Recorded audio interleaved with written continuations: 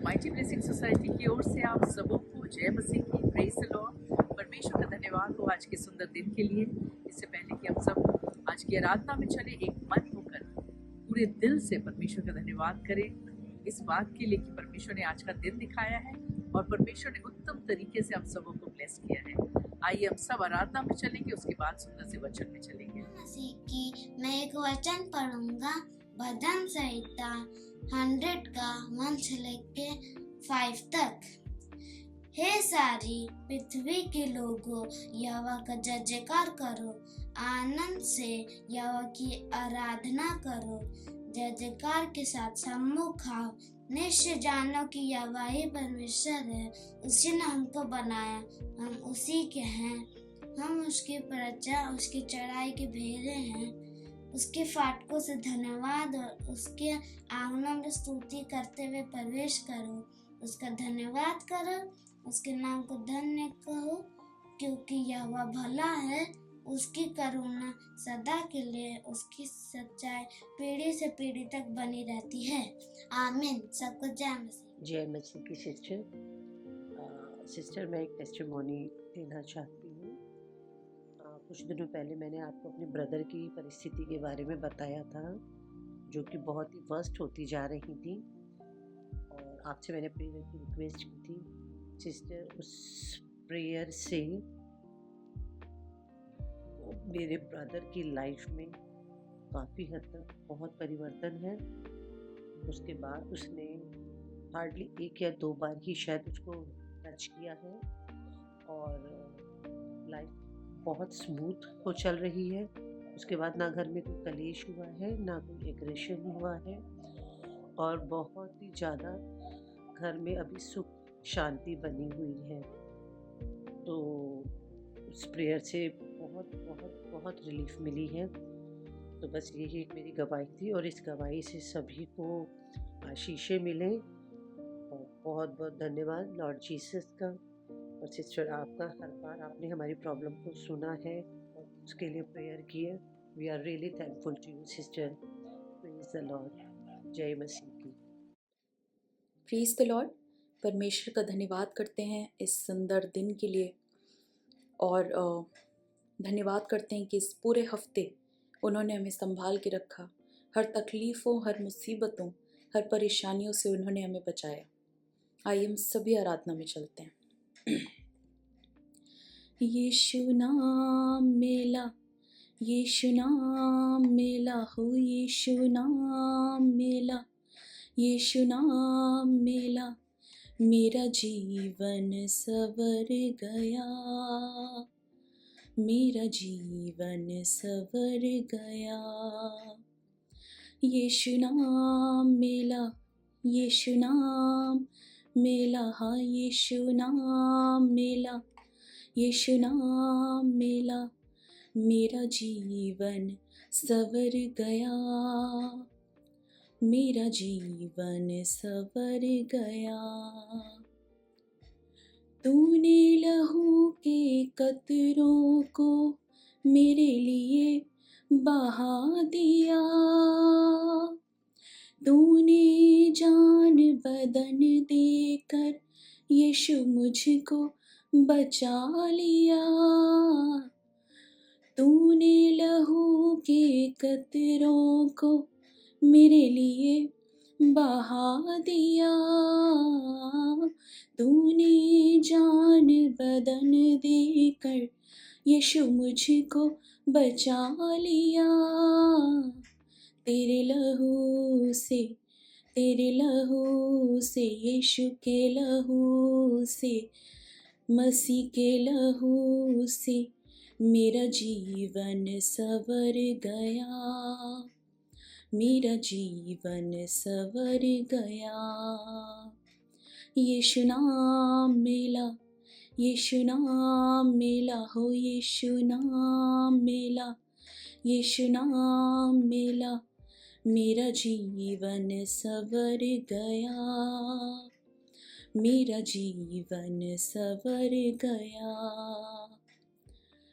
तेरा नाम जो लेता है वो जिंदगी पाता है, तेरी राहों पे चल कर रोए नाम में पाता है, तेरा नाम जो लेता है वो जिंदगी पाता है। तेरी राहों पे चल कर रोए नाम में पाता है, तेरी रूह से खुदा की रूह से, तेरी रूह से मेरा जीवन सवर गया, मेरा जीवन सवर गया। यीशु नाम मिला, यीशु नाम मिला, हाँ यीशु नाम मिला, यीशु नाम मिला, मेरा जीवन सवर गया, मेरा जीवन सवर गया, मेरा जीवन सवर गया।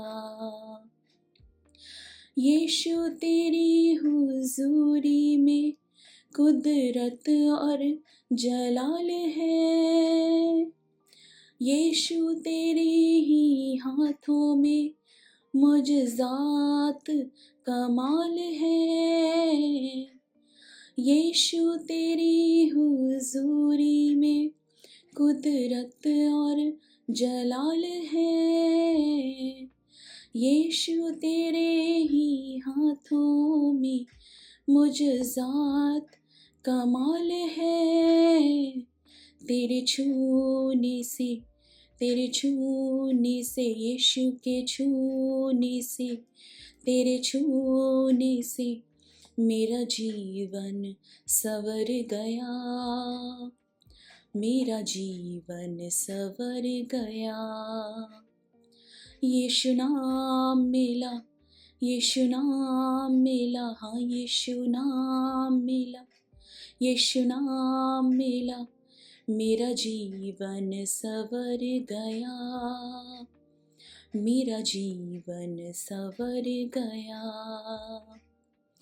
यीशु अब मेरे जीवन का एक तू ही सहारा है, मेरे जीवन की कश्ती का यीशु तो किनारा है, यीशु अब मेरे जीवन का एक तू ही सहारा है, मेरे जीवन की कश्ती का यीशु तो किनारा है।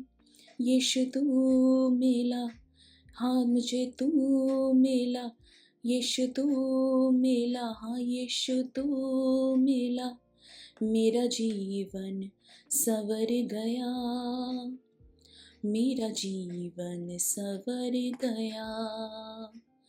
यीशु नाम मिला, यीशु नाम मिला, हाँ यीशु नाम मिला, यीशु नाम मिला, मेरा जीवन सवर गया, मेरा जीवन सवर गया, मेरा जीवन सवर गया, मेरा जीवन सवर गया।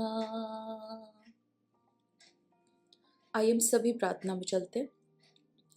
Hallelujah hallelujah hallelujah. धन्यवाद करती हूँ पिता परमेश्वर इस सुंदर दिन के लिए, परमेश्वर इस सुंदर समय के लिए जब हम सभी एकत्रित होकर परमेश्वर एक मन होकर आपकी आराधना कर सकते हैं परमेश्वर, आपकी वचन पे मनन कर सकते हैं परमेश्वर। होने दीजिएगा परमेश्वर, जब वचन बोया जाता है परमेश्वर उस पर आपका लहू लगाती हूँ परमेश्वर। होने दीजिएगा कि वो वचन आपकी ओर से हमारे पास आने वाला हो सके परमेश्वर, और जब हम उस वचन के द्वारा जो संदेश है परमेश्वर जो हम तक आप पहुंचाना चाहते हैं परमेश्वर, तो जब हम उसे सुने परमेश्वर तो सुन के अनसुना ना करें परमेश्वर, पर उसे अपने दिलों में अपने मनों में ग्रहण करने वाले हो सके पिता प्रार्थना करती हूँ परमेश्वर, जो भी प्रार्थनाएं भी होती हैं परमेश्वर, सभी हाँ और आमीन में पूरी होने वाली हो सके परमेश्वर। और जितने भी लोग इस चैनल के द्वारा जुड़े हुए हैं परमेश्वर, इस वीडियो के द्वारा हमसे जुड़े हुए हैं परमेश्वर, सभी के जीवनों में कार्य करे परमेश्वर। सभी के जीवनों की कमी घटी को आप जानते हैं परमेश्वर, चाहे वो हमारी स्पिरिचुअल लाइफ में कोई कमी घटी हो परमेश्वर, या हमारे नॉर्मल लाइफ में भी कोई कमी घटी हो परमेश्वर।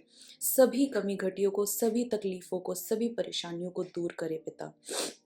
मैं प्रार्थना करती हूँ परमेश्वर कि हर जन इस वीडियो के द्वारा ब्लेस होने वाला हो सके परमेश्वर, और जो भी वचन भी बोया जाता है परमेश्वर, वो सभी के सभी उससे आशीषित होने वाले हो सके पिता। धन्यवाद करती हूँ हर एक बात के लिए। पवित्र आत्मा आपकी अगुवाई हमारे साथ पूरे समय बनी रहे परमेश्वर। ये प्रार्थना में यीशु मसीह के मीठे नाम पे मांगती हूँ, सुन और कबूल करें, आमीन। Praise the Lord. Praise the lord. परमेश्वर का धन्यवाद हो आज की इस अच्छी आराधना के लिए। और आइए हम सब परमेश्वर के वचन में जाएंगे। और आज का जो परमेश्वर का वचन है जो हम सभी से बात कर रहा है वो ये है कि परमेश्वर का अनुग्रह दिन प्रतिदिन बढ़ता रहता है। उसका अनुग्रह कुछ इस प्रकार से होता है कि जब हम निर्बल होते हैं, जब हम कमजोर होते हैं, तो हम उसका अनुग्रह हमेशा प्राप्त करते हैं। और मैं जितना समझती हूँ हम सभी इस बात से वाकिफ होंगे। लेकिन उसका अनुग्रह हमें वहां पर भी ढूंढ लेता है जहां पर हम शायद छुप रहे हों, जहां हम उससे मांग भी ना रहे हों, जहां हो सकता है हम एकदम बेकाबू हो चुके हों, हम एकदम बेचैन हो चुके हों, और जहां पे ना उम्मीदी हो, वहां पर भी उसका अनुग्रह हमें तलाश कर ही लेता है। आज बाइबल में से एक कहानी है जिसपे हम सब मिलकर मनन करेंगे। और ये पूरे दूसरे सैमुएल की पूरी किताब में अलग अलग चैप्टर्स में है। शुरू होता है 9वें अध्याय से, और इसमें 4 लोग हैं जो बहुत अहम है। और हम देखेंगे ये हम निकालेंगे दूसरा सैमुएल उसका 9वां अध्याय। और ये जो 9वां अध्याय है इसमें कुछ इस प्रकार से होता है। अगर इसका थोड़ा सा बैकग्राउंड में दे सकूं तो ये कहूंगी कि यहाँ पे दाऊद राजा बन चुका है, शॉल राजगद्दी के पद से हट चुका है, उसकी मृत्यु हो चुकी है। और जो शाऊल का पुत्र जो था जॉनथन, जिसको हम हिंदी में योनातन कहते हैं, वो दाऊद का एक हम कह सकते हैं मोस्ट ट्रस्टवर्दी फ्रेंड, एक बेस्ट फ्रेंड की तरह हुआ करता था। इस कदर कि जब शाऊल जो योनातन का पिता था, जब वो बहुत ज़्यादा दाऊद की जान के पीछे पड़ गया था, और वो अपने बेटे योनातन के कान भर रहा था ये कह के कि अगर दाऊद रास्ते से नहीं हटा, अगर उसकी जान हमने नहीं ली, तो कहीं ऐसा ना हो कि कल को दाऊद राजा बन जाए और तुम्हारी राजगद्दी तुमसे छिन जाए, जो कि एक इंसान के लिए बहुत अहम बात होती है कि उसका स्थान, उसका पावर, उसका हक उससे छिन जाए। तो तब भी योनातन के लिए दाऊद की दोस्ती उस राजगद्दी से कहीं ज्यादा अहम थी, और उसने हमेशा दाऊद का बचाव किया, और उसने हमेशा दाऊद को पहले से आगाह कर दिया कि मेरा पिता आज तुम्हें मारना चाहता है, मेरे पिता के मन में तुम्हारे खिलाफ प्लान्स है। और उसने लगातार दाऊद की मदद ही की। और इस कहानी में हम देखेंगे ये जो बाइबल में पाई जाती है दूसरा शमूएल की किताब में 9वें अध्याय से शुरू होती है। ये 4 लोग, शाऊल, दाऊद, शाऊल का बेटा योनातन, और शाऊल का पोता जिसको हम कहते हैं, जिसका नाम है मेपीबोशेत, इन चारों की ये बहुत ही अहम कहानी है। और यहाँ पे इस अध्याय में इस प्रकार से है कि शाऊल और उसके बेटे योनातन अब नहीं रहे, और केवल दाऊद एक राजा के पद पे है। और शाऊल का जो पोता है मेपीबोशेत, जो कि क्रिपल्ड है, जिसको हम कह सकते हैं डिफरेंटली एबल्ड इंसान है, जिसको शारीरिक रूप से हम कह सकते हैं वो विकलांग है, उसको शारीरिक समस्याएं हैं, एक कंप्लीट फिटनेस की बॉडी में वो नहीं है, वो एक हाइडिंग पोजीशन पे है, वो छुप रहा है। क्यों? क्योंकि उसके घराने में से कोई नहीं बचा। और जिस तरह से उसका जो राजपद एक जो उसका हो सकता था वो अब नहीं रहा, क्योंकि अब उस थ्रोन पे डेविड और हाउस ऑफ डेविड बैठते, ना कि हाउस ऑफ शॉल। तो एक वो बहुत ही डिफरेंट ट्रांजिशन है। और यहाँ पे इस प्रकार से है कि दाऊद ढूंढ रहा है कि शाऊल के घराने में से क्या कोई भी है जिसके प्रति वो प्रीति दिखाए, वो अनुग्रह दिखा सके। इसलिए नहीं क्योंकि शॉल की वजह से कोई बात है, पर इसलिए क्योंकि योनातन शॉल का जो बेटा था वो दाऊद का बेस्ट फ्रेंड हुआ करता था, और अगर योनातन ना होता तो शायद दाऊद भी ना होता। और इस वजह से दाऊद ढूंढ रहा था कि कोई तो मिल जाए जिसको मैं ये भलाई वापस कर सकूं, जिसके लिए मैं इन रिटर्न कोई काइंडनेस कर सकूं। और जब उसको पता चला कि मेफीबोशेत है, अभी भी जो योनातन का बेटा है, उसने उस समय शाऊल के किए गए वो चालें जो उसको मारने की कोशिश थी, उन्हें याद ना करके योनातन की हुई भलाइयों को उसने याद रखा। और एक बहुत ही ब्यूटीफुल कंपैरिजन है परमेश्वर का भी, क्योंकि परमेश्वर वो नहीं याद रखते कि हम जो गलत कर रहे हों, वो हमारी गलतियों को नहीं याद रखते, वो उस भलाई को, उस करुणा को याद करते। और जब वो हमारी तरफ देखते हैं तो वो ये नहीं देखते कि हमने क्या क्या पाप किए हैं और हम कितने अच्छे और कितने बुरे हैं। वो ये देखते हैं कि हमारे पापे अब हमसे छिन गए हैं, हमारा जो पापी होने का जो टाइटल था वो हमसे दूर ले लिया गया। और वो इसलिए क्योंकि यीशु मसीह ने उस क्रूस पर हमारे पापों को अपने ऊपर ले लिया है और उसने हमें निर्दोष ठहराया है। तो जब हमारा परमेश्वर हमको देखता है तो वो हमें एक मामूली इंसान की तरह नहीं देखता, वो हमें देखता है एक धार्मिक इंसान के रूप में। वो हमें देखता है उस परमेश्वर के पुत्र यीशु मसीह की धार्मिकता की चादर को ओढ़े हुए। वो हमें उस हमारे वो गंदगी से भरे हुए कामों में नहीं देखता है। और ये अनुग्रह परमेश्वर का इतना ज्यादा बड़ा है, इतना ज्यादा महान है कि जब हम इसको नहीं पहचानते हैं तब तक हम शैतान को एक विक्ट्री दे रहे होते हैं। लेकिन जब हम इस अनुग्रह को पहचान लेते हैं तो हम ऑटोमेटिकली शैतान को हरा देते हैं। ये थोड़ी सी 4 कैरेक्टर्स की जो स्टोरी थोड़ी हो सकता है कॉम्प्लिकेटेड लगे, लेकिन बहुत ही सिंपल नोशन है यहाँ पे। वो ये है, जब हम स्पेशली इसके दूसरे शमूएल 9 के 7 में देखते हैं, दाऊद ने उससे कहा, मत डर, तेरे पिता योनातन के कारण मैं निश्चय तुझको प्रीति दिखाऊंगा और तेरे दादा शाऊल की सारी भूमि तुझे फेर दूंगा और तू मेरी मेज पे नित्य भोजन करेगा। Praise the lord. परमेश्वर का धन्यवाद इस वचन के लिए। जब हम यहाँ पे देखते तो साफ साफ यहाँ पे दाऊद ने इस बात को कहा कि मैं तेरे पिता योनातन के कारण तुझे वो प्रीति दिखाऊंगा। और ये बहुत ही इम्पोर्टेंट ये वर्स है, वो इसलिए क्योंकि परमेश्वर भी आज हमसे और आपसे यही कह रहे हैं कि वो हमें प्रीति दिखाना चाहते हैं। अगर मेफीबोशेत परमेश्वर के सामने ना आता, यानी कि अगर वो दाऊद के सामने ना आता, तो वो आज भी एक स्ट्रगल्ड लाइफ को ही जी रहा होता। उसकी इंटायर लाइफ एक फुल ऑफ स्ट्रगल होती, क्योंकि वो क्रिपल्ड था, तो वो कोई फिजिकली नॉर्मल काम नहीं कर सकता था। वो एक पॉवर्टी में रहता, एक वो लैक में रहता। लेकिन जिस क्षण वो सामने आया दाऊद के, उसी क्षण उसको राजा के साथ सेम मेज पे बैठने का एक अपॉर्चुनिटी मिला, एक अवसर ऐसा मिला कि वो राजा के साथ अपनी मेज को बांट रहा है, वो राजा के शरण में है। और अगर कभी कोई अकाल पड़े, कोई कंगाली आए, कोई समस्या आए, कोई जान को खतरा है, तो वो राजा की डायरेक्ट प्रोटेक्शन में था। और यही हम देखते हैं दूसरे शमूएल के 21वें अध्याय में, जहाँ पे कुछ इस प्रकार से होता है कि जो गिबनाइट्स थे उनका और अमोराइट्स के बीच का एक झगड़ा जो काफी समय से चल रहा था दाऊद के परिवार के साथ और दाऊद के घराने के साथ, जिसको हम कह सकते हैं इजराइल के साथ चल रहा था। और शाऊल और उसके आर्मी ने इन लोगों के साथ गलत तरीके से, धोखे से इनके लोगों को मारा था। और जब दाऊद जब वहां पे परमेश्वर की आज्ञा के अनुसार सारी बातों को सेटल करने के लिए जब गया, तो उन्होंने साफ बोला कि ये पैसे और जमीनों से तो नहीं सेटल हो सकता, ये सेटल सिर्फ एक ही हिसाब से हो सकता है कि तुम हमको शाऊल के 7 बच्चे दो, क्योंकि हमारे 7 मारे गए, तो तुम हमको शाऊल के घराने के 7 लोग दो। और जब ये बात आई तो दाऊद ने वहां पर भी मेफीबोशेत को प्रोटेक्ट किया। जबकि अगर देखा जाए टेक्निकलिटीज और जीनियोलॉजी में जाए अगर हम, तो हमें ये साफ नजर आता है कि शाऊल का जो डायरेक्ट और फर्स्ट डिसेंडेंट था वो जॉनथन था, और जॉनथन के बाद सीधा मेफीबोशेत। तो इस सैक्रिफाइस के लिए मेफीबोशेत वाज द आइडियल कैंडिडेट। उससे बढ़िया बदला किसी और के नहीं, किसी और के मरने से नहीं हो सकता था इन 2 घरानों के लिए। लेकिन दाऊद ने उसे यहाँ पर भी प्रोटेक्ट किया और उसने 7 और लोग जो डिस्टेंटली रिलेटेड थे शॉल से, उनको सामने कर दिया, जिनका उतना ऊँचा पद ना था, जिनका उतना ज़्यादा इम्पोर्टेंस नहीं था। और वो सिर्फ़ इसलिए क्योंकि जो मेफीबोशेत था वो दाऊद की प्रोटेक्शन में आ चुका था और उसके ऊपर दाऊद का वो अनुग्रह था।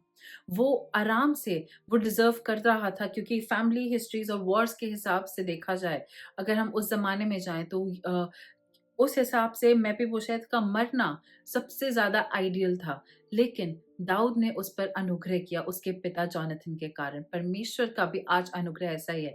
हम आइडियल कैंडिडेट हैं उस पनिशमेंट के लिए, हम आइडियल कैंडिडेट हैं उन सभी बीमारियों के लिए, उन सभी परेशानियों के लिए, लेकिन फिर भी परमेश्वर का वो अनुग्रह है जो हमें बचा लेता है। और आज इसी अनुग्रह को आइडेंटिफाई करने की ज़रूरत है। It is called mercy upon mercy, grace upon grace. एक अनुग्रह के ऊपर दूसरा अनुग्रह और फिर तीसरा अनुग्रह, फिर चौथा अनुग्रह। मेफीबोशेत के जीवन में भी यही हुआ कि जब दाऊद ने उसको ढूँढा, तो दाऊद ने सिर्फ़ उसको वो ओहदा, इज़्ज़त नहीं दी, उसको वो सारी ज़मीनें रिस्टोर की, उसको राजा की गद्दी पर जो राजा की मेज़ थी, उस पर बिठाया। उसने सिर्फ़ इतना ही नहीं किया, बल्कि इस बात का इंश्योर भी किया कि मेफीबोशेत, क्योंकि फ़िज़िकली वो डिसेबल्ड था, तो वो खेतों में जाके काम नहीं कर सकता था। तो उसके लिए लोगों का इंतज़ाम किया कि जो लोग उसके खेतों में जाएँ और काम करें और उसको वो काम की जो कमाई है, वो उसके हाथों में दें। तो उसको फ़ाइनेंशियली स्ट्रॉन्ग किया। और जब उसको फिजिकल प्रोटेक्शन की ज़रूरत थी, ताकि उसका हत्या ना हो, उसकी बलि ना हो जाए, उसका हिसाब ना हो जाए, तो वहाँ पर भी दाऊद ने उसे प्रोटेक्ट किया। और यहाँ इतना ही नहीं, बल्कि हर छोटी-छोटी चीज़ों में उसने मेफीबोशेत को अपने परिवार समान हमेशा बचा के रखा, एक रक्षा में। और वो इसलिए क्योंकि उसने उस पर अनुग्रह के ऊपर अनुग्रह दिखाया, केवल उस दोस्ती की खातिर जो उसकी जोनाथन के साथ थी। और आज भी परमेश्वर भी इसी प्रकार से यीशु मसीह के बलिदान के कारण मुझ पे और आप पे वो अनुग्रह के ऊपर अनुग्रह दे रहे हैं। वो चाहते हैं कि हम अपनी आज की करंट हालातों से रिस्टोर हो सकें, हम उससे उभर सकें, हम एक बेहतर स्थान पे पहुंच सकें। और इतना ही नहीं, जो कुछ हमने खोया है वो सब परमेश्वर हमको 7 गुना में लौटाना चाहते हैं। और सिर्फ इतना ही नहीं, वो हमें चाहते हैं कि हम एक स्टेबल पोजीशन पे रहें। वो नहीं चाहते कि हम हमें हमेशा डगमगाते रहें या हम लड़खड़ाते रहें। वो हमारे लिए नए नए मार्गों को खोलना चाहते हैं आशीष के। और जब मुसीबत हमारे द्वार पे खटखटाए, तो उसमें से भी वो हमें निकालना चाहते हैं। और वो चाहते हैं कि वो वहाँ पर भी हमारी रक्षा करे। क्योंकि जब शैतान आए उनके पास और कहे कि इसको तो ये बीमारियां मैं दूंगा, इसको तो इन परेशानियों में डाल दूंगा, इसका तो जीवन बर्बाद करूंगा, तो परमेश्वर चाहते हैं कि वो आज हमारे आगे आके खड़े हो जाएं और बोलें नहीं, इसे नहीं, ये मेरा बच्चा है, ये नहीं, और हमें छुपा लें। और ये वचन परमेश्वर का आज भी जिंदा है, आज भी कार्य करता है। सिर्फ हमें उस अनुग्रह को आइडेंटिफाई करना है और हमें उसे एक्नॉलेज करना है। इस अनुग्रह को आइडेंटिफाई एक्नॉलेज हम कैसे करेंगे? बहुत सरल तरीका है, लेकिन कभी कभी यही सरल तरीका बहुत मुश्किल हो जाता है। और वो ये है कि जब हम परमेश्वर से बोलें कि हाँ परमेश्वर, हम आपके अनुग्रह पे विश्वास करते हैं, हम जानते हैं कि आपने हमारे लिए वो क्रूस पर यीशु मसीह को चढ़ा दिया हमारे पापों के लिए, ताकि आज हमें कोई पापी ना कहे, ताकि हमें उस पाप की कीमत ना चुकानी पड़े, ताकि आज हम निष्कलंक हो सकें। और हम जानते हैं कि हम आपके अनुग्रह को हर समय हर घड़ी प्राप्त करते रहेंगे। तो आज क्यों ना हम इस बात को एक्नॉलेज कर लें, इस बात को ग्रहण करें, इस बात पर चलें और इस बात को अपने जीवन का आधार बना लें कि परमेश्वर का अनुग्रह हमारे इस जीवन के लिए सबसे उत्तम है। और उसका अनुग्रह प्रतिदिन बढ़ता जाता है और हमें सिर्फ उसके भीतर, उसके उसके अंदर हमें बस अपने आप को समा लेना है। आइए अपनी आंखों को बंद करते हैं। Hallelujah, hallelujah. धन्यवाद करते हैं पिता परमेश्वर, आपका धन्यवाद हो आज के सच्चे समय के लिए। हम धन्यवादित हैं पिता कि आपने हमसे बेहद प्रेम किया है।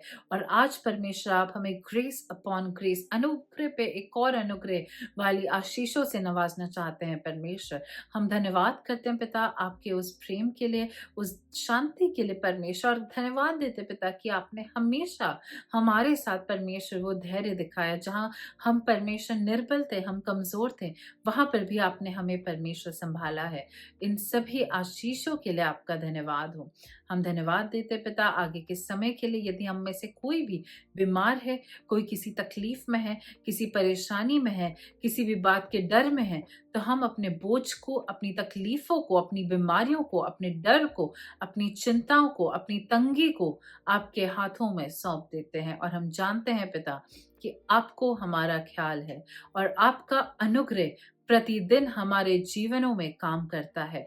आज आप परमेश्वर हमें वही अनुग्रह देने वाले हैं जो जिस प्रकार से हमने देखा कि मेफीबोशेत के जीवन में जो अनुग्रह था परमेश्वर, आज वही अनुग्रह हमें भी प्राप्त होने वाला है। अनुग्रह के ऊपर एक और अनुग्रह और उसके ऊपर और अनुग्रह। और हम चाहते हैं परमेश्वर कि आपका अनुग्रह हमारे जीवन को परमेश्वर सवारे। और इस प्रार्थना को यीशु मसीह के नाम से मांगते हैं, आमीन। Praise the Lord and have a great week ahead. God bless you all.